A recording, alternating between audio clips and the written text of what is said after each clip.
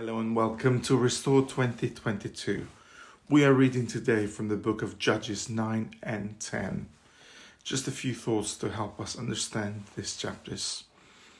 You might have read these chapters and your initial reactions have been, well, why so many verses on Abimelech, who is not even one of the judges?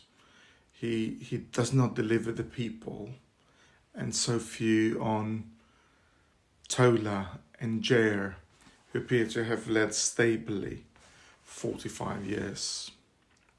Contrary to Gideon's refusal to be a king, his son, with the Shechemite concubine, Abimelech, is hungry for power, and this will lead him to conspiracy and violence in such a way that he kills his 70 half-brothers and ends himself with a violent death as well.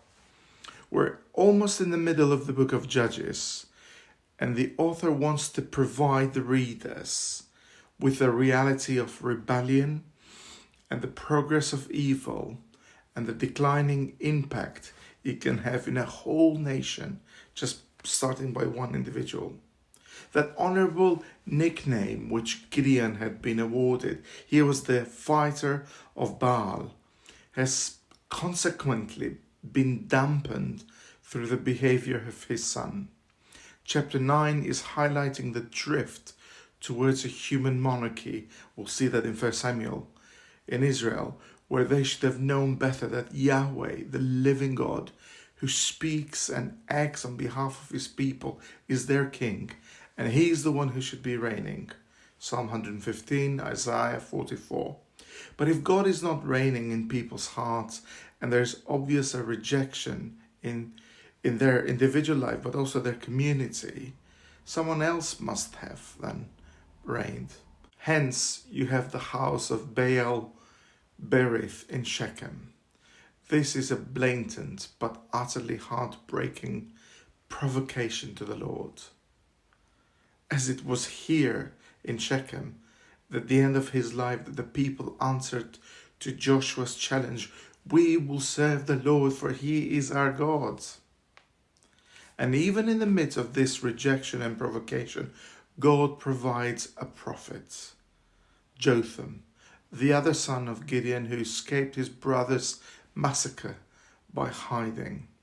Jotham himself claims that their response to the meaning of the parable will determine God's reaction to them. Verse 7. And like Israel, these trees are looking for a king. This is the parable. But no one wants the job. The olive, the fig, and the vine all decline because they don't want to stop doing what they're currently doing. Remember, these are the top sources of production and produce in Israel, and they take superiority.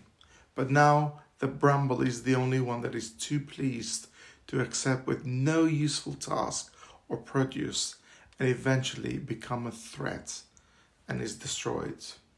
And as the men of Shechem have not acted in truth and in sincerity with Jerubbaal, which is Gideon, they have nothing to look forward to but reaping the rewards of their actions.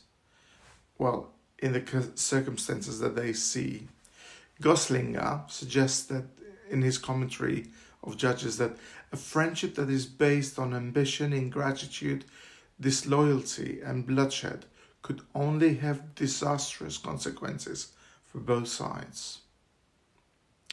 If chapter 9 speaks of the evil and its consequences, chapter 10 demonstrates the amazing grace of the covenant God of Israel and the reality of repentance and what does it mean to be turning to him. Do to us whatever you think best. This reveals a heart change in the people. It reminds us that he is the God of the covenant, and this relationship, although painful, he has intervened yet again with his grace on behalf of this rebellious people, to discipline them, to change them, and why not to deliver them. And the same love that withdrew his protection and helped to bring his rebellious people to recognize these true consequences of their idolatry and their sin, now the same love is demonstrating itself in compassionate grace.